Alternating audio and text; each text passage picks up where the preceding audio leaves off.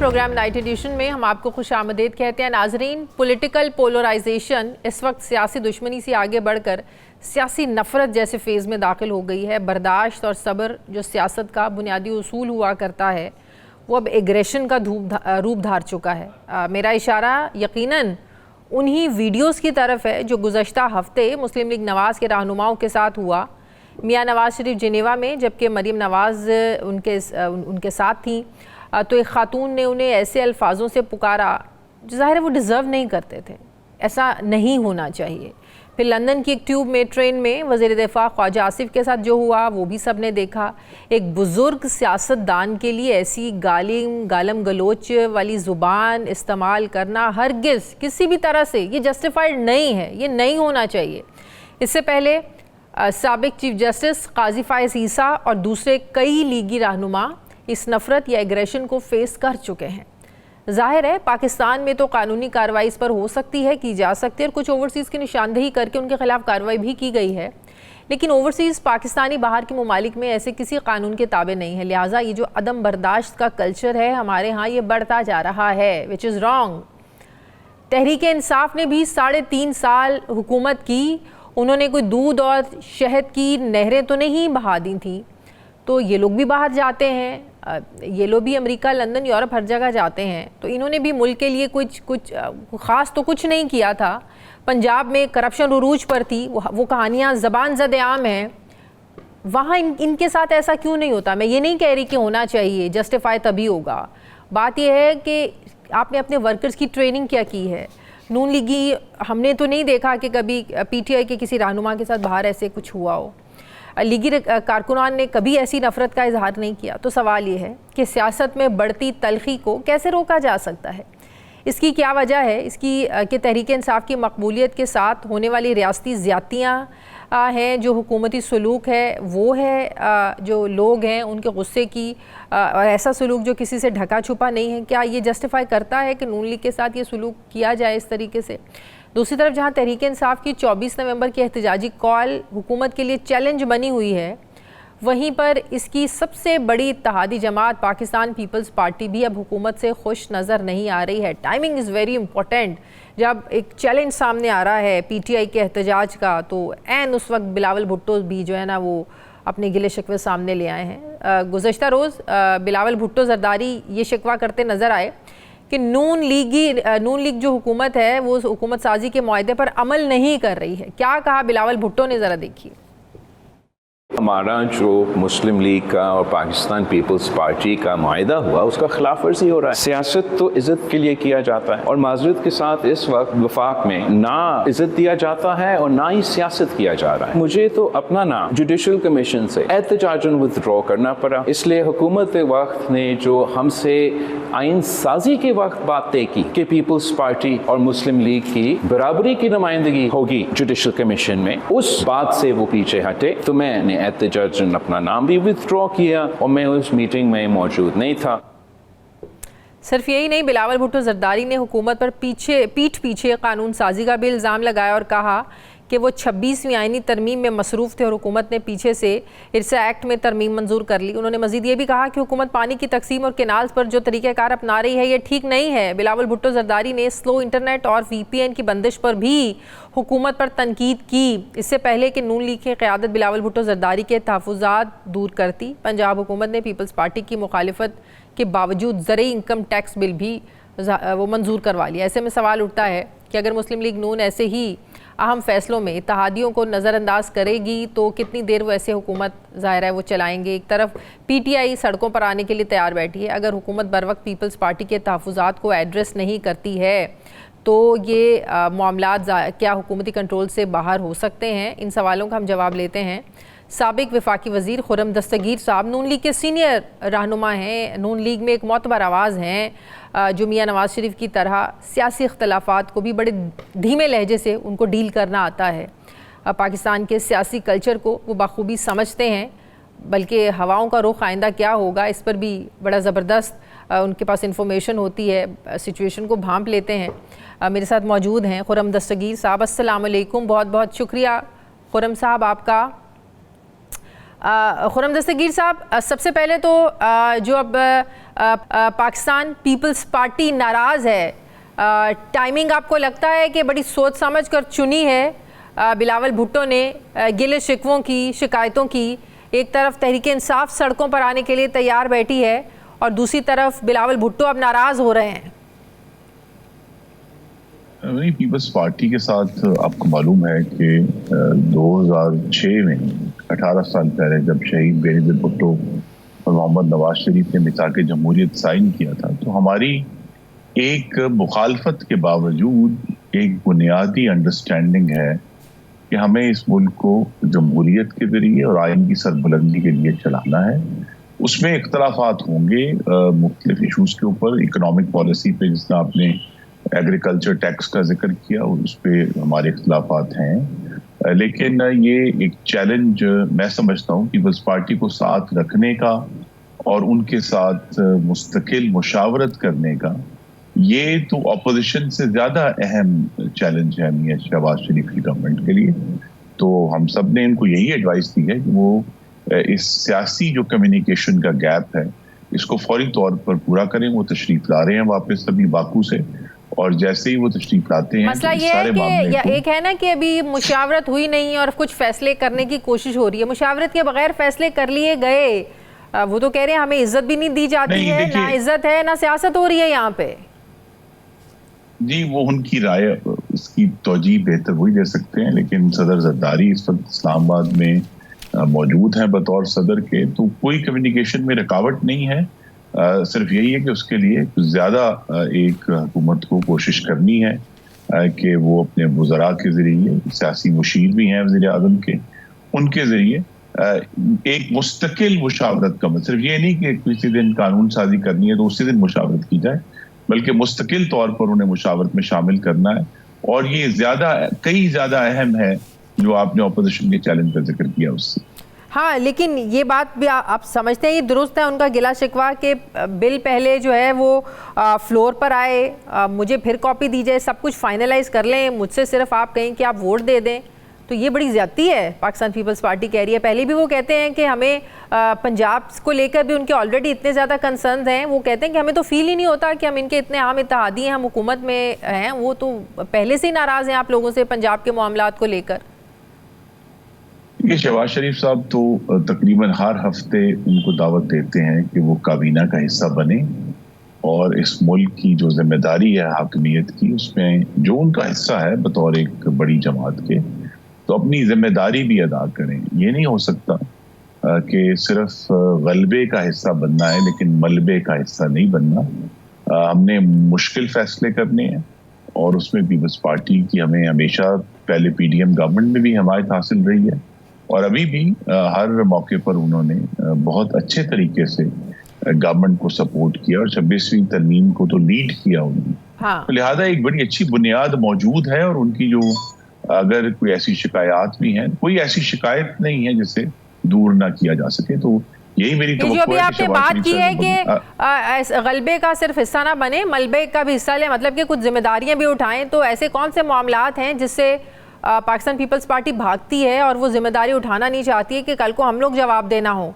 जब निगरान जी, आपको मालूम है इसमें जो सीरियस इश्यूज हैं पाकिस्तान में, वो सरकारी तहवील में जो इदारे हैं उनको जो प्राइवेटाइज करना है या उनके अंदर स्ट्रक्चरल रिफॉर्म लेकर आना है, वो एक चैलेंज और पीपल्स पार्टी हमेशा उसकी मुखालिफ रही है। तो उनको भी इस एक ऐसे तरीके से हमें ये अब पाकिस्तान की मुईशत इसकी मुतामिल नहीं हो सकती कि हम अवाम के हजारों अरब रुपए हर साल जो हैं इन सरकारी महकमों की इनएफिशिएंसी में ज़ाया कर दें। तो हमें अवाम के लिए पीपल्स पार्टी को इस पर कन्विंस करना है और उसका जो बेहतर तरीका है उस पर बार बार कह भी चुके हैं कि वो सिर्फ आउटराइट सेल के मुखालिफ हैं। वो चाहते हैं कि पाकिस्तान की अवाम के ओनरशिप का कुछ हिस्सा जो है इन सब इदारों में उसको रिटेन किया जाए, तो जो कि बड़ी माकूल तजवीज़ है।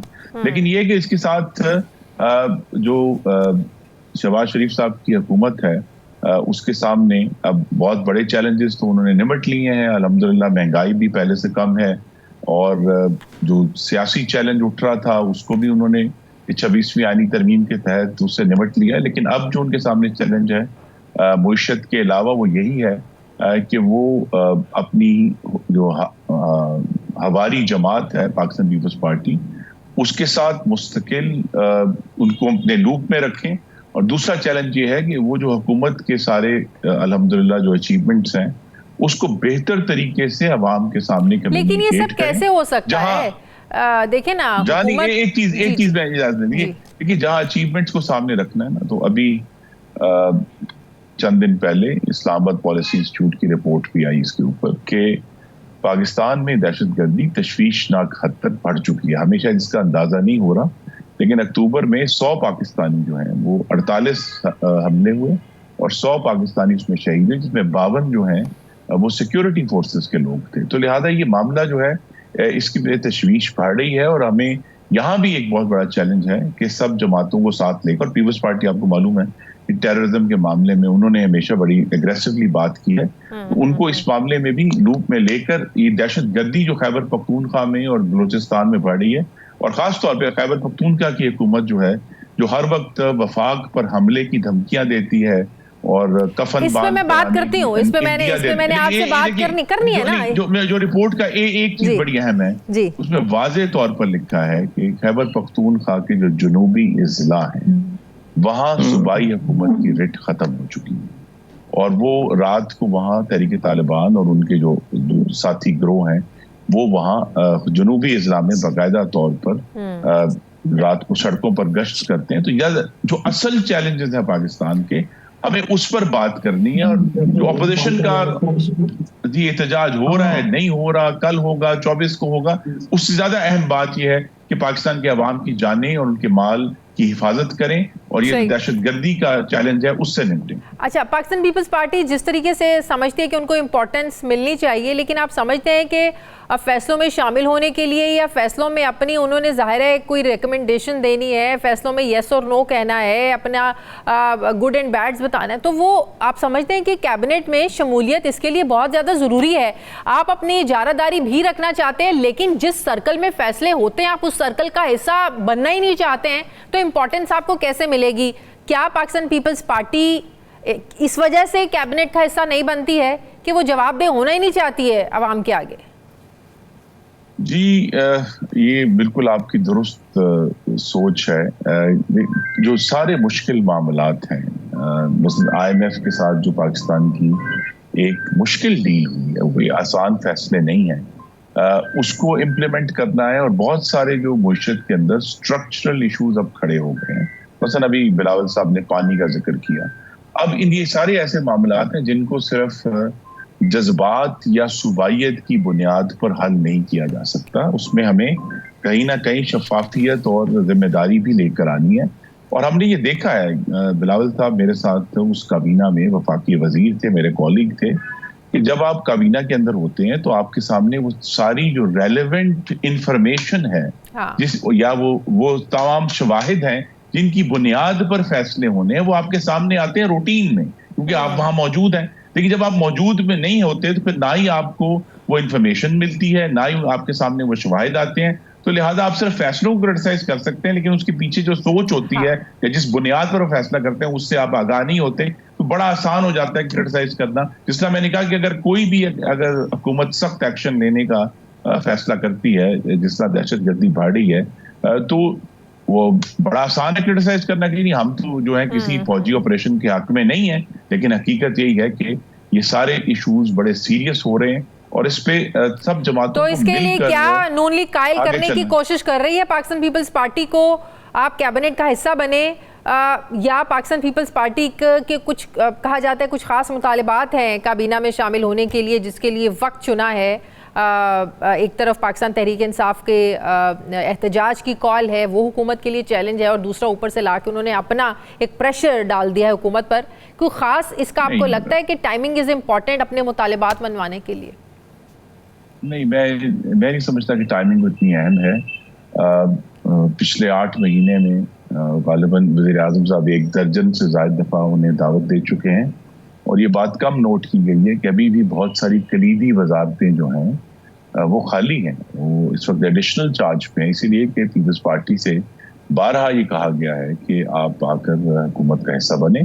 लेकिन अगर वो हुकूमत का हिस्सा नहीं भी बनते तब भी ये एक जमहूरी सियासी मैनेजमेंट का हिस्सा है कि अब आपके जो एलाइज हैं उनके साथ इंफॉर्मेशन भी शेयर की जाए और उनकी जो देखें जब वो ऐवान में वोट देते हैं तो जिम्मेदारी तो वो उठा लेते हैं, ये नहीं होता कि उन्होंने जिम्मेदारी नहीं उठाई, लेकिन ये कि वो जो डे टू डे गवर्नेंस के इश्यूज हैं उसमें जो उनको इंफॉर्मेशन देना जरूरी है, तो वो अगर कैबिनेट में होंगे तो बेहतर होगा, लेकिन जो एक मुस्तकिल मुशावरत का अमल है और ये लेकिन आइन साजी के वक्त ऐसा मुआहदा क्या हुआ था जिस पर वो नाराज हो गए हैं कि आइन साजी के वक्त मुआहदा हुआ? आइन साजी तो जाहिर है हो गई, हुकूमत का काम हो गया, वो अमल दरामदी नहीं हो रहा, ऐसा क्या मुआहदा था? जी, वो जब तक खुद नहीं बताएंगे तो फिर हुकूमत भी उसको रिवील नहीं करेगी, लेकिन ये कि जो भी इशूज हैं, जैसे मैंने कहा कि इंशाल्लाह अगले हफ्ते वज़ीर आज़म इस्लामाबाद में मौजूद होंगे और जो भी इशूज हैं उनको हम हल करने के लिए बिल्कुल बड़ी मुस्बत सोच के साथ तैयार। सही। अब आते हैं पाकिस्तान तहरीक इंसाफ के एहतजाज की तरफ। उनके 24 नवंबर को जो कॉल दी है, अब बात यह है कि हुकूमत तो अभी तक उसको सीरियस नहीं ले रही है। ख्वाजा आसिफ साहब भी एक प्रोग्राम में कह रहे थे कि उन्होंने इतनी बार कॉल दी है, एहतजाज कोई नई बात नहीं है। तो लगता है कि कहीं ये वो वाला मामला ना हो जाए, शेर आया, बाद में तो कुछ लोगों ने सीरियस लिया, लेकिन बाद हर दफ़ा जब झूठ होता था कुछ निकलता ही नहीं था, लेकिन एकदम फिर वो आ भी जाता है। तो कहीं आप लोगों के साथ भी वो ना हो जाए, शेर आया, आप लोग सीरियस ही नहीं लें और वाकई एकदम शेर आ जाए। नहीं, हम सिर्फ उसको सीरियसली लेते हैं और इस हद तक जरूर लेते हैं कि उनके जो लीडरान हैं वो दिन में 12 दफ़ा गर्दान करते हैं कि एहतजाज हमारा आईनी हक है। तो जिस आर्टिकल 19 में इजहार राय की आज़ादी लिखी हुई है, उसके आखिर में उस पर एक पाबंदी भी है कि इंसाइटमेंट टू एन ऑफेंस, एक जुर्म करने की तरगीब या जुर्म पर उकसाने को आईनी तहफ़्फ़ुज़ हासिल नहीं। तो लिहाजा हम अगर वो उनका ये ख्याल है कि वो आकर किसी जत्थे के जरिए कोई जेल तोड़ेंगे या बानी चेयरमैन को रिहा कराएंगे या आकर इस्लामाबाद में तोड़ फोड़ करेंगे, वो तो हम नहीं होने देंगे। दूसरा ये है कि सिर्फ एहतजाज का हक एहतजाज करने वाले को नहीं, जो दूसरे शहरी इर्द गिर्द रहते हैं इस्लामाबाद के, रावलपिंडी के, उनके इर्द गिर्दोनवा के जो शहरी हैं, उनका भी फाइक हक है कि उनकी कारोबार, रोजगार, जिंदगियां, तालीम, सेहत, खानदानी मामलात वो उसको अपनी मर्जी से कर सकें, जा सकें। तो लिहाजा उनकी भी जो हिफाजत, दूसरे सिर्फ एहतजाजियों का हक नहीं है, दूसरे शहरियों का भी हक है जिसकी हिफाजत हमारा फर्ज है। तो लिहाजा इसका एक बैलेंस है। पहले भी एक दफा इनको ऑफर की गई थी कि अगर आप जिस तरह इस्लामाबाद के बिल्कुल करीब एक उनको मैदान ऑफर किया गया था कि वो आकर वहां जलसा करें, उन्होंने किया था। तो आकर अगर कर लें, वहां अगर बैठना भी चाहें जरूर बैठें, लेकिन अगर उनका ये ख्याल है कि वो आकर डी चौक में पूरे मुल्क को और खासतौर पर पाकिस्तान की जो बैन अल-अक़वामी साख है उसको यरगमाल बनाएंगे, जिस तरह इन्होंने IMF को खत लिखकर और दूसरे अभी अमेरिका में एक लॉबिंग फर्म हायर की और कहा कि जी हम माफी मांगते हैं कि जो हमने अमेरिका के खिलाफ बयानात दिए। तो अगर उनका ये ख्याल है कि वो पाकिस्तान की बैन अल-अक़वामी साख को नुकसान पहुंचाएंगे, ये हम नहीं होने देंगे। लेकिन अब लगता ऐसे है कि PTI का एहतजाज कामयाब हो या ना हो, अभी तक तो पिछले कुछ अरसे से नाकाम ही हो रहे हैं, हुकूमत उसको अपने इक़दामात से कामयाब ज़रूर बना देती है। पहले से रास्ते ब्लॉक कर देने, कंटेनर्स लगा देने, गिरफ्तारियां करके उनको इतना हीरो आप लोग बना देते हैं, इतना ज़्यादा इंपॉर्टेंस दे देते हैं कि जिसको नहीं भी पता चलना कि वहाँ पर एहतजाज हो रहा है, हुकूमत के एक्ट से, उनके इक़दामात से पता ज़रूर चल जाता है। तो ये हुकूमत की बहुत ज़्यादा परेशानी की अलामत होता है। क्यों? जी, हुकूमत का अवलीन फ़र्ज़ है कि चाहे वो कितना भी गुमराह PTI का कारकुन हो या ना हो, पाकिस्तानियों की जानों का हमें दिफा करना, और लिहाजा इसमें अभी तक हुकूमत कामयाब है कि किसी पाकिस्तानी की जान इस एहतजाज में नहीं गई और ना ही हम जाने देंगे। यही एक गैर मामूली एहतियात का तकाजा है जो आप देखती हैं कि रास्ते बंद हो गए। कोशिश यही की जाती है कि किसी तशद्दुद के बगैर इन एहतजाजों को रोका जाए, और अभी भी हमारी यही कोशिश है कि इसको जो डी चौक है, जिसमें हमने बहुत ज्यादा डिसरप्शन पहले से बर्दाश्त कर चुके हैं, अगरचे अभी भी डी चौक पर सबसे ज्यादा तशद्दुद और आंसू गैस फेंकने का रिकॉर्ड तहरीक इंसाफ का है। फरवरी 2021 में जब इन्होंने सरकारी मुलाजमों पर एक बहुत ही बदतरीन तशद्दुद किया था। लेकिन हमें तो ये एहतियात करनी है और पाकिस्तान में बहुत मुश्किल से अल्हम्दुलिल्लाह मुआशरत जो है उसमें इस्तेहकाम आना, और अभी जो अगला स्टेप है इस मुआशी इस्तेहकाम का फायदा पाकिस्तान के अवाम को पहुंचना शुरू हो, उसमें अगर ये लोग रुकावट डालेंगे तो हम ये रुकावट नहीं डालेंगे। और दूसरा ये कि पाकिस्तान तहरीक इंसाफ के साथ जो सलूक होता है, जिस तरह उनके लोगों को पकड़ा जाता है, रातों को ही घरों पर धावे बोल दिए जाते हैं, और पिछले 2 सालों से जो कुछ हो रहा है, ये जब नून लीग के लोग बाहर जाते हैं, ये उसका एग्रेशन है? लोग तहरीक इंसाफ से या इमरान खान को इतना ज़्यादा सपोर्ट करते हैं कि उनके साथ होने वाली ज़्यादतियों को बर्दाश्त नहीं कर सकते। लेकिन इसका ये मतलब, मैं ये जस्टिफिकेशन मत समझें इसको कि जस्टिफिकेशन है कि जो कुछ इनके साथ यहाँ हो रहा है तो आप बदले में किसी को गाली दें, गालम गलोच करें, विच इज़ रॉन्ग। तो ये उस चीज़ का आप लोगों को एग्रेशन लगता है, जैसे मैंने अपने इंट्रो में भी जिक्र किया? बदले के लफ्ज से सख्त इख्तलाफ करूंगा। पहली बात तो यह है कि जो 9 मई के मामले में गिरफ्तारियां हुई हैं उस पर ज़ाहिर लोगों को इख्तलाफ हो सकता है, लेकिन वो भी रियासत के ऊपर एक हमला था। उसके अलावा जो ये मुस्तकिल इल्ज़ाम लगा रहे हैं, और अभी 3 हफ्ते पहले 26वीं आईनी तरमीम पर भी इन्होंने बहुत बड़े बड़े इल्ज़ाम लगाए कि जी 15 अरब की ऑफर की गई, हमारे इस MNA को पकड़ लिया गया, उसको। लेकिन ये अब बल्कि 4 हफ्ते हो गए हैं, संडे को हो जाएंगे।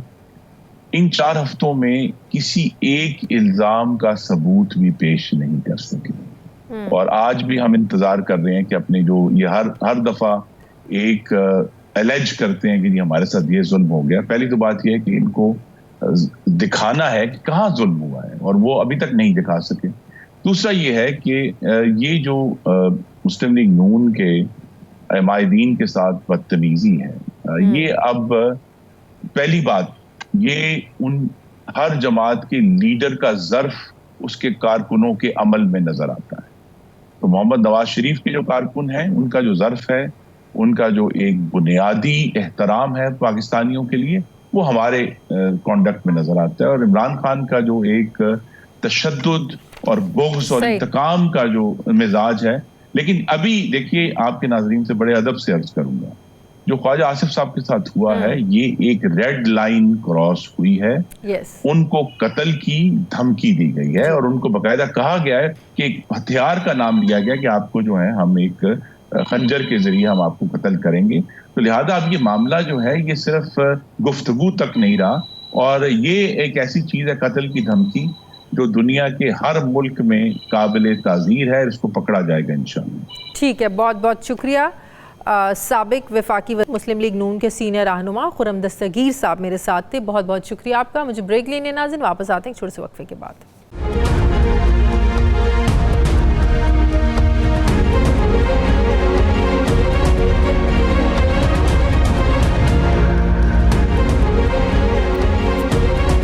ब्रेक के बाद एक बार फिर से आपको खुशामदीद कहते हैं नाजरीन। अगरचे तहरीक इंसाफ में धड़ेबंदी है, इख्तलाफ राय है, इसमें भी शिद्दत है, लेकिन ये हकीकत है कि जैसे ही इमरान खान का नाम आता है तो कोई धड़ा बचता है और लगता है कि शायद कोई इख्तलाफ ही नहीं है। शायद यही वजह है कि 24 नवंबर को एहतजाज के लिए दी गई कॉल मौजूदा क़यादत के किसी भी बड़े लीडर के ज़रिए नहीं आई। ना ही वज़ीर आला KP के गंडापुर ने दी है, ना ही उमर अयूब ने दी है, ना ही शिबली फराज ने दी है। इनको चुना ही नहीं गया कॉल देने के लिए, बल्कि कॉल इमरान खान ने अलीमा खान अपनी बहन के जरिए भेजी है, जिनके बारे में चीफ मिनिस्टर अली अमीन गंडापुर समेत पार्टी के सीनियर लोग ये कई बार ये बात कर चुके हैं कि अलीमा खान का तो सियासत से कोई ताल्लुक ही नहीं है।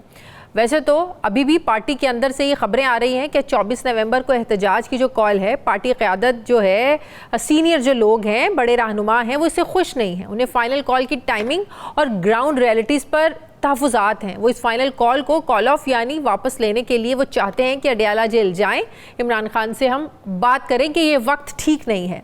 तो क्या वाकई ये सोच दुरुस्त है कि इमरान खान को इसका नुकसान हो सकता है? मौजूदा क़यादत के बहुत से एहतजाजों और राब्तों से वो नताइज नहीं निकले जिसकी ज़रूरत थी, बल्कि कारकुनान नाराज़ हो गए। लेकिन अब 24 नवंबर की फ़ाइनल कॉल वो तीर है जो अब कमान से शायद निकल चुका है।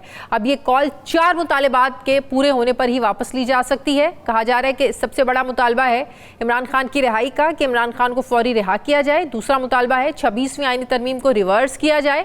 तीसरा मुतालबा है अवामी मैंडेट की वापसी और जमहूरियत की बहाली। जबकि चौथा मुतालबा है नाहक कैद जो सियासी कैदी हैं उनको रिहा किया जाए। अब सवाल ये है कि क्या अलीमा खान के ज़रिए कॉल देकर इमरान खान ने मौजूदा पार्टी क़यादत पर अदम एतमाद किया है? सवाल ये भी है कि क्या पार्टी कारकुनों की तरह अडयाला जेल में क़ैद इमरान खान भी लीडरशिप से मायूस है? सवाल यह है कि बार बार जलसों के पहले तारीख देने फिर इन्हें मनसूख करने के फ़ैसलों ने इमरान खान को फ़ाइनल कॉल देने पर मजबूर किया है। और सवाल ये भी है कि क्या पार्टी क़यादत से मुशावरत के बग़ैर एहतजाजी कॉल देकर इमरान खान गलती करने जा रहे हैं, क्योंकि कहा जा रहा है कि इससे बुशरा बीबी और इमरान खान के लिए मसाइल पैदा हो सकते हैं। इसी पर मैं बात करूंगी। मुझे ज्वाइन कर रहे हैं फवाद चौधरी साहब, सीनियर रहनुमा हैं। अस्सलाम वालेकुम, बहुत बहुत शुक्रिया। फवाद चौधरी साहब, आपका पीटीआई के मामलात को बखूबी आप जानते हैं। आप तो हमेशा ये बात करते रहे हैं कि जो एहतजाज करने का एक वक्त था, टाइमिंग हमेशा सियासत में बहुत इंपॉर्टेंट होती है। आपने हमेशा ये बात की है कि 8 फरवरी के बाद एहतजाज पर निकलना चाहिए था, जब इमरान खान को पकड़ा तब निकलना चाहिए था, लेकिन ये सब कुछ नहीं हुआ।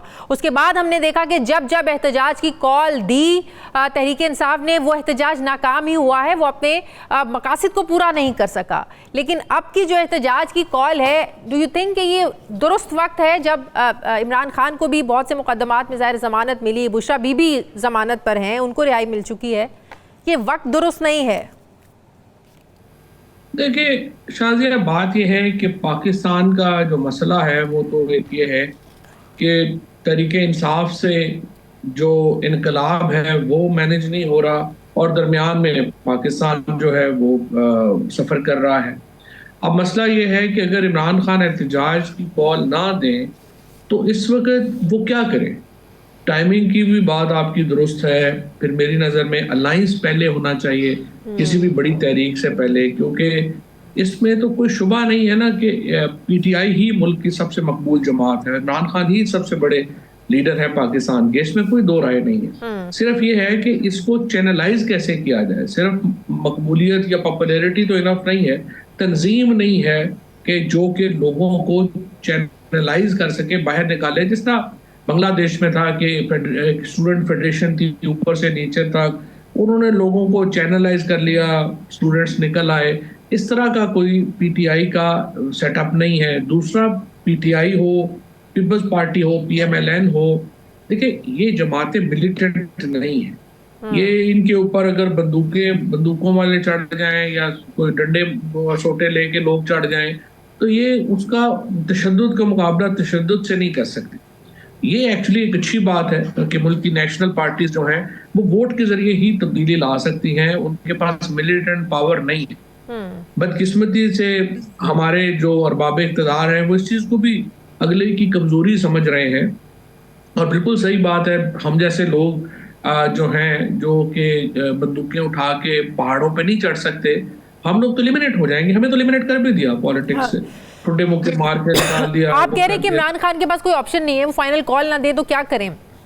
आपको भी इस पाकिस्तान हमारे मुल्क की तारीख का पता है ना, धरनों से, ऐसे जलसों से या ऐसी कॉल से कभी कैदी भी रिहा हुए हैं पाकिस्तान में? फवाद, कभी ऐसे हुआ है? नहीं, एहतजाज से जाहिर चीजें तो हुई हैं। फवाद चौधरी की बहाली का मामला हो या कोई और बात हो, ये सारे मामला जो हैं वो हुए तो एहतजाज से ही है ना, वो इशू नहीं है। कामयाब एहतजाज, अयूब खान यहाँ पे गए हैं, याहिया खान गए हैं, ये सारे लोग कामयाब। परवेज मुशर्रफ साहब आपके सामने लॉयर्स मूवमेंट में जो बड़े एहतजाज नहीं भी थे तो उसके नतीजे में ये लोग गए हैं। तो ऐसा नहीं है कि एहतजाज पाकिस्तान में कोई इनफेक्टिव रहा है, एहतजाज बड़ा इफेक्टिव ही रहा है। लेकिन असल बात यह है कि यही जो एहतजाज है इमरान खान का, इसको जिस सख्ती का सामना है, जिस तरह से बंदूक का और लाठी का सामना है, उससे पाकिस्तान कमज़ोर हो रहा है। और इमरान खान को एक सियासी हकीकत माने बगैर पाकिस्तान आगे नहीं बढ़ पा रहा। सो इमरान खान जब एहतजाज की कॉल देते हैं तो कतई नजर इस बात के कि आप ये कहें, अब आप बेसिकली तो आप देखें ना कि एहतजाज को डील कैसे किया गया, यानी आपने अपने ही लोगों के ऊपर जो कह दो जिस तरीके से सलूक किया है, लोगों के घरों में घुस के, औरतों को अगवा करके, बच्चों को उठा के तशद्दुद का निशाना बना के सोसाइटी के अंदर तफरीक कितनी पैदा कर दी है। तो अब सवाल ये है कि जब ये इस तरह के एहतजाज को आप इस तरह से निपटेंगे तो फवाद, फिर जब आप ये तनकीद करते हैं कि मौजूदा जो लीडरशिप है उसमें इतना दमखम ही नहीं है कि लोगों को बाहर निकाल सकें, दूसरी तरफ आपको भी इस रियलिटी का पता है कि जब लोग बाहर निकलते हैं या जो लीडरशिप है, सीनियर लोग हैं, पार्टी के जो लोग हैं, उनके घर वालों के साथ क्या सलूक होता है, तो फिर तो ये जस्टिफाई करता है कि वो लोग चुप करके घरों में बैठे तो बेहतर है। कौन बर्दाश्त करेगा किसी की बीवी को पकड़ लिया जाए, कौन बर्दाश्त करेगा किसी के बच्चों को पकड़ लिया जाए, तो फिर लीडर में दमखम कहाँ रहेगा कारकुनान में? नहीं, मैं आपसे यही तो अर्ज कर रहा हूँ ना कि या तो आप बंदूक बरदार हो जाए, बंदूकें उठा लें और आप भी जो है वो मुकाबला कर लें, लेकिन ये तो मुल्क के लिए अच्छा नहीं होगा। और कोई भी मुतशद्दिद जो एहतजाज होगा उसके नतीजे में सोसाइटी को, मुल्क को शदीद नुकसान पहुंचेगा। दूसरी सूरत यह है कि आप अलायंस, अपोजिशन अलायंस बनाएं। जब JUI, जमात इस्लामी और GDA और PTI मिलके एक एहतजाज की कॉल देते, उसका कलर बिल्कुल मुख्तलिफ होता। लेकिन सबसे ज्यादा बेहतर बात तो ये थी कि जो हुकूमत है वो इमरान खान से एहतजाज से पहले बातचीत करे, टेम्परेचर्स को नीचे लाने की कोशिश करे। उनके मुतालबात बिल्कुल जायज़ हैं। आप मुझे बताइए, एक भी मुतालबा इनमें ऐसा नहीं है कि इमरान खान की रिहाई का मुतालबा तो शामिल ही नहीं है। आपने अपने इंट्रो में कहा उन्होंने तो अपनी रिहाई का कोई मुतालबा इसमें नहीं किया। नहीं, हमेशा हुकूमत का ये गंडापुर साहब तो हमेशा ये बात करते हैं कि जब तक इमरान खान को बाहर नहीं लेके आएंगे हम तो वापस नहीं जाएंगे। ये पिछले चंद हफ्तों में 10 बार ये बात दोहरा चुके हैं गंडापुर। नहीं, गंडापुर साहब ये बात कर चुके हैं, लेकिन इमरान खान ने अपने जो मुतालबात किए हैं उनमें जो मुतालबा है वो अपने लिए उन्होंने नहीं किया। उन्होंने तो मुल्क के लिए मुतालबे किए हैं। जो एक नेशनल लीडर उनके जो स्टेचर का है उससे जो एक्सपेक्ट आप कर सकते हैं, उन्होंने वही बात की है। और उन्होंने कोई बराह रास्त एस्टैब्लिशमेंट के साथ कोई लड़ाई वाली बात भी नहीं की है। जो उन्होंने बातें की हैं वो बड़ी जायज़ बातें हैं। उसके ऊपर हुकूमत को, एस्टैब्लिशमेंट को चाहिए कि इमरान खान साहब से बातचीत करें और ताकि टेम्परेचर मुल्क में नीचे आए। यहाँ पे देखिए ना, अगर आप 24 को इमरान खान का एहतजाज होगा, आप देखिएगा 22 को हुकूमत कामयाब कर देगी ये एहतजाज। वो यहाँ पे सारे कंटेनर लगाएंगे, लोगों को गिरफ्तार करेंगे, कज़ाब आया होगा। ऐसे माहौल में एहतजाज तो वैसे ही कामयाब हो जाना है। तो 24 की तो नौबत ही बाद में देखेंगे आती है नहीं आती, क्या होता है। तो उनका कोई अब अमल दखल तो उस तरीके से लग नहीं रहा है, जबकि PTI जो है वो यही समझती है कि जो जब भी बात होगी तो उधर ही बात होगी, क्योंकि फ़ायदा ही उनके साथ बात करने का जिसके पास ताकत है। तो वो तो कभी भी पिछले कुछ अरसे से इस मूड में नहीं लग रहे हैं कि तहरीक इंसाफ के साथ बात हो या सियासी इंटरफेरेंस हो। देखिए, अगर नहीं लग रहे तो फिर आना चाहिए ना। ये तो कोई बात ना हुई कि मुल्क भी नहीं चल रहा और आप कह रहे हैं हम बातचीत भी नहीं करना चाहते। 2 साल या तो आप इमरान खान का कोई पोलिटिकल ऑल्टरनेटिव आप क्रिएट कर लेते हैं। हुकूमत तो सीरियस ही नहीं ले रही इस एहतजाज को। वो कहते हैं इनके तो एहतजाज बड़ी बार हुए और जिस तरह के एहतजाज होते हैं सबको पता है। वो तो सीरियस ही नहीं ले रहे, उनके सर पे तो कोई भार नहीं है। हुकूमत के सर पे तो किसी किस्म का भी कोई भार नहीं है। वो तो स्विट्जरलैंड चले जाते हैं इलाज भी कराना हो, उन्हें तो स्मॉग का भी इशू नहीं है। उन्हें कोई पाकिस्तान के अंदर इस वक्त जो गुर्बत, बेरोजगारी, टैक्स की भरमार, इन चीज़ों से भी कोई भार नहीं है। लेकिन पाकिस्तान की अवाम जो है वो तो तंग है ना इस सारे निज़ाम में, और उन्हें समझ नहीं आ रहा कि आखिर हमने इससे निकलना कैसे है, करना क्या है। ठीक है, बहुत शुक्रिया सीनियर रहनुमा फवाद चौधरी साहब मेरे साथ। शुक्रिया आपका।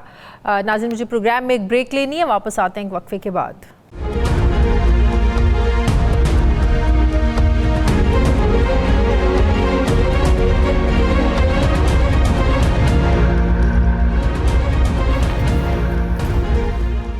ब्रेक के बाद एक बार फिर से आपको खुशामदीद कहते हैं। नाजरीन, क्या आप ये जानते हैं कि लाहौर या पंजाब की मौजूदा स्मोग में सांस लेने वालों की ज़िंदगी के 7 साल कम हो गए हैं? और ये ख़तरनाक खबर मैं नहीं दे रही, बल्कि अमरीकी यूनिवर्सिटी ऑफ शिकागो ने अपनी एक तहकीकाती रिपोर्ट में लिखा है। नाजरीन, 5 दिसंबर 1952 ये वो वक्त था जब स्मोग ने लंदन को तारीकी में डबो दिया था और दिन के औकात पे भी अंधेरा छा गया था। फ़ज़ाई आलूदगी की वजह सनतों, घरों और गाड़ियों से निकलने वाला वो धुआं था जिसने बरतानवी शहरियों को बड़ा परेशान कर दिया था। रोज़मर्रा की ज़िंदगी ठप होकर रह गई थी। जहरीली फ़ज़ा में सांस लेने वाले लगभग 4000 शहरी जान से गए थे। आलूदगी हद से बढ़ी तो 1956 में बरतानिया की पार्लियामेंट ने क्लीन एयर एक्ट पास किया, जिसमें सनती और घरों से निकलने वाले धुएं को कंट्रोल करने के लिए शहरों और देहातों में स्मोक कंट्रोल एरियाज बनाए गए, जहां सिर्फ ऐसे ईंधन जलाए जाते जिनका धुआं कदरे कम होता, और घरों के मालिकान को सब्सिडी दी गई ताकि वो सर्दी से बचाव के लिए कोयले के इस्तेमाल की बजाय बिजली के हीटर वगैरह चलाने का उसका अरेंजमेंट करें, बंदोबस्त करें। ज़्यादा धुआं छोड़ने वाली गाड़ियों पर भारी जुर्माने लगाए गए। इस एक्शन के बाद लंदन में फ़ज़ा में बेहतरी आ गई और स्मोक पर काफ़ी हद तक काबू पा लिया गया। फिर इसी तरह चाइना के शहर बीजिंग ने भी ऐसे ही स्मोक से जंग लड़ी और जीती। सवाल ये है कि अगर लंदन में स्मोक पर काबू पाने जैसी मिसालें हैं, बीजिंग में ये सब कुछ हो सकता है और ये सारी रेमेडीज़ मौजूद हैं वहाँ पर ऑलरेडी, तो पंजाब में ऐसी ख़तरनाक स्मोक पर क्यों काबू नहीं पाया जा सका है?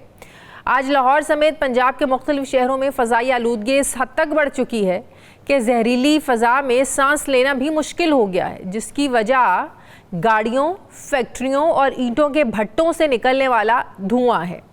बागात का शहर लाहौर आजकल दुनिया भर में आलूदगी का सरगना डिक्लेयर किया जा चुका है।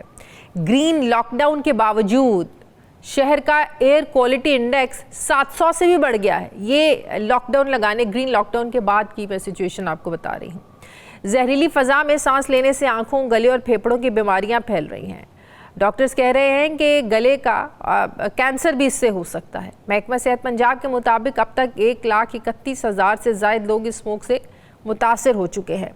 पंजाब हुकूमत ने लाहौर और मुल्तान में हेल्थ इमरजेंसी नाफिज कर दी है, जिसके बाद जुमा, हफ्ता और इतवार यानी 3 दिन मुकम्मल लॉकडाउन और तामीरात पर मुकम्मल पाबंदी होगी। स्कूल मज़ीद 1 हफ्ते तक बढ़ा दिया गया, बंद रहेंगे। कॉलेज और यूनिवर्सिटीज़ में ऑनलाइन क्लासेस होंगी। तमाम रेस्टोरेंट शाम 4 बजे बंद हो जाएंगे और इससे पहले स्कूल्स, पार्क्स और तफरीही मकामात को 17 नवंबर तक बंद किया गया था, अब इसको बढ़ा दिया गया है। स्मोक की एक नाज़रीन बड़ी वजह बारिश का भी ना होना है। वज़ीर आज़म शहबाज शरीफ की अपील पर आज मुल्क भर में नमाज इस्तिस्क़ा अदा करने का सिलसिला भी जारी था। पिछले साल पंजाब की निगरान हुकूमत ने मसनूई बारिश करके मौसम को खोलने की कोशिश की थी। सवाल ये है कि हुकूमत को फौरी तौर पर ऐसे कौन से इक़दामात करने चाहिए जिससे स्मोक पर काबू पाया जा सकता है? क्या हर गुज़रते साल के साथ इस हवाले से मुश्किलात में मज़ीद इजाफ़ा होता रहेगा? हम सब कुछ बंद भी कर रहे हैं, उसके बावजूद जो एयर क्वालिटी इंडेक्स है वो 700 से बढ़ गया है, तो इसका हल क्या है? मैं बात करूँगी, मुझे ज्वाइन कर रहे हैं अहमद राफ़ी आलम साहब, ये एक्सपर्ट हैं माहौलियात के। अस्सलाम वालेकुम, बहुत बहुत शुक्रिया राफ़ी साहब आपका। राफ़ी साहब, जैसे मैंने अपने इंट्रो में बताया कि लंदन में और बीजिंग में ये सब कुछ हो चुका है और बहुत पहले हो चुका है, लेकिन उन्होंने किस तरीके से इस मसले पर काबू पाया? क्या हमारे यहाँ ये काबू पाना मुश्किल है, सिवाय इसके कि हम रेस्टोरेंट्स बंद कर दें, हम स्कूल्स बंद कर दें, दुकानें जल्दी बंद करा दें, इसके अलावा कोई हल नहीं है क्या? अस्सलाम वालेकुम और शो पे बुलाने का बहुत बहुत शुक्रिया। लंदन की आपने जो मिसाल दी कि 1956 में इन्होंने कोशिश की और वहाँ फिर हवाई आलूदगी जो है कम की, मगर आपको मैं ये याद दिलाऊं कि लंदन में जो लंदन फॉग कहलाया जाता था वो को 150 साल रहा था। चार्ल्स डिकन्स जो थे उसके बारे में लिखा करते थे, उनके जो आर्टिस्ट हैं टर्नर जैसे, वो पेंटिंग्स में फॉग डाला करते थे। 150 साल वो हवाई आलूदगी उस शहर में रही थी। और फिर 56 के इलेक्शन के बाद जब कंजर्वेटिव गवर्नमेंट को हटाकर एक नई लेबर गवर्नमेंट को लेकर आए थे, फिर लेबर गवर्नमेंट ने फिर वो सोशलिस्ट इकदामात उठाए, घर लोगों को दिए, साफ हवा लोगों को दी। तो हाँ, एक इतनी देर कभी कभी लगती है। और मैं जब इधर पाकिस्तान का समझता हूँ, मैं आपको ये भी बताऊं कि जो आपने कहा लाहौर स्मॉग जो सर्दियों में आता है, ये ना लाहौर का मसला है, ना स्मॉग का, ना सर्दियों का। ये तो पाकिस्तान भी नहीं, पूरा काबुल से कलकत्ता तक एक पूरे खित्ते का मसला है और ये सर्दियों का नहीं है। जो गाड़ियां आज, जो सनत आज चल रही है वो जून में भी चल रही थी, उतना ही धुआं पैदा होता है। फर्क ये है कि गर्मियों में गर्म हवा ऊपर की तरफ फटती है और फिर बरसात के मौसम में बारिशें थोड़ी सी पड़ती हैं। ये एक सालाना हवाई आलूदगी का मसला है, और ना सिर्फ लाहौर का। और स्मॉग एक किस्म की हवाई आलूदगी होती है जहां आपको धुंध और धुएं की दोनों जरूरत है। इस वक्त तो मौसम कुछ ऐसा है, तो धुंध तो है नहीं, we are in a grey haze. Smog एक किस्म की हवाई आलूदगी होती है, और जब तक कि हम इस मसले को लाहौर की सर्दियों का स्मॉग समझेंगे, हम इस पूरे मसले को नहीं समझ सकेंगे और इसको हल नहीं कर सकेंगे। तो बारिश का हल है या कम हो सकता है? हल तो नहीं कह सकते, कम हो सकता है। कम हो सकता है, लेकिन जब तक कि आप गाड़ियों का धुआं और बिजली की पैदावार के धुएं को और सनत के धुएं को काबू नहीं करेंगे, तो वो 2-4 दिन में मसले दोबारा खड़े होने जाएंगे। इस वक्त पाकिस्तान में जो पेट्रोल हम गाड़ियों में डालते हैं, जो कि मोटरसाइकिलों में, ट्रकों में डलता है, वो दुनिया का गंदा तरीन है। हमें अपनी जो 4-5 रिफाइनरीज हैं उन पे तवज्जो देनी पड़ेगी और उनको अपग्रेड करना पड़ेगा। और ये मैं कह रहा हूँ सस्ता काम नहीं है, अरबों डॉलर का काम है, और ये 1-2 दिन का काम नहीं, ये 5-7-10 साल का काम है। हमें इस वक्त ये रिफाइनरीज को अपग्रेड करना है, रिन्यूएबल एनर्जी। तो आज आप कह रहे हैं ना 5-10 साल का काम है, और हम ये भुगत भी तो इतने सालों से रहे हैं ना। ये हम कल रात का मसला नहीं है, ये पिछले 15-20 साल की डेवलपमेंट, क्या कहते हैं, जो हमारा पैराडाइम है उसका मसला है। और ये 1-2 रातों में हल भी नहीं होगा, ये 5-10-15 साल में हल होगा अगर हम मुसलसल कोशिश करें हर मुख्तलिफ आलूदगी को काबू करने की। इसमें गाड़ियों की, सनत की, जो हम ये फसलों की बकायात जलाते हैं, वो जो कूड़ा जलाते हैं, वो जो शहरों के अंदर वैसे ही धुआं और मिट्टी शिट्टी होती, इन सब पे मुसलसल अच्छा, इस फैक्टर को कितना ये इम्पोर्टेंट है कि जो जगह जगह आप देखें इतनी ज़रई ज़मीनें उनको ख़त्म कर दिया गया, उन ज़रई ज़मीनों पर हाउसिंग सोसाइटीज़ बन गई, जिसका हाई कोर्ट ने भी हुक्म दिया है कि ज़रई ज़मीनों पर ये ना बनाया जाए। तो ये कितना बड़ा एलिमेंट है कि ग्रीनरी आप ख़त्म कर रहे हैं और उसके ऊपर सोसाइटी ज़ाहिर बनाएंगे। जब आबादी वहाँ पर आएगी तो ज़ाहिर है पोल्यूशन तो होगी। जी, इसके जवाब के लिए मेरे पास कुछ ऐसा डेटा नहीं है, चूंकि इस वक्त पंजाब और पाकिस्तान में उस तरह के हवाई आलूदगी के मॉनिटर नहीं है जो हमें साइंटिफिक तौर पे बता सके। लेकिन हाँ, अपने एक्सपीरियंस से मैं बिल्कुल बता सकता हूँ, जब आप ज़राई ज़मीन शहर के लिए तब्दील करते हैं तो 20 साल बाद वहाँ मिट्टी, धुआं, गाड़ियाँ और क्या कहते हैं एग्जॉस्ट आपको मिलेगी। तो I can tell you from anecdotal experience कि ये जो है मसला, हमारे शहर जो है ये भी मसला है। शहर के डिजाइन को भी चेंज करना पड़ेगा, पब्लिक ट्रांसपोर्ट में इन्वेस्टमेंट करनी पड़ेगी, बिजली की पैदावार तब्दील करनी पड़ेगी, और अपना पेट्रोल का मयार बेहतर करना पड़ेगा, फसलों की बकायात की जलाने के सिलसिले को। ये सारी चीजें मैडम, सारी चीजें एक वक्त, everything has to be rolled out over a decade. और फिर भी मैं समझता हूं अगर हम ये 10-15 साल के लिए भी ये कोई 2-4 सालों की गेम भी नहीं है, इसमें साल लग सकते हैं। अभी आपने लंदन की भी मिसाल दी। अब हुकूमत जो ग्रीन लॉकडाउन, जिसका हुकूमत जो इक़दामात कर रही है, स्कूल्स भी बंद हैं, आपको पता है कि कह रहे हैं कि बहुत ज़रूरी है घरों से लेकर वर्क फ्रॉम होम आप करें, ऑनलाइन क्लासेस हैं, रेस्टोरेंट्स बंद हैं, मतलब कि बिल्कुल हम उसी सिचुएशन में जा रहे हैं, उस तरह के लॉकडाउन में जा रहे हैं जो हमने कोरोना में भुगता है। लेकिन उसके बावजूद हमारा जो एयर क्वालिटी इंडेक्स है वो तो कंट्रोल नहीं हो रहा है। ये लॉकडाउन के इक़दामात मैं आपको बताऊं, 2017 में लाहौर हाई कोर्ट के कहने पे पंजाब ने एक स्मॉग पॉलिसी बनाई थी। 2022 में पीडीएम की हुकूमत ने एक वफाकी एयर पॉलिसी बनाई। पिछले साल जो केयर टेकर हुकूमत थी मोहसिन नकवी साहब की, उन्होंने भी पंजाब की एक एयर क्वालिटी पॉलिसी बनाई। इस साल 2 महीने पहले इस नई हुकूमत मरियम नवाज की हुकूमत ने भी एक एयर पॉलिसी निकाली है। इन पॉलिसीज के बावजूद ये जो लॉकडाउन्स हैं, ये मैं समझता हूँ गवर्नेंस फेलियर हैं।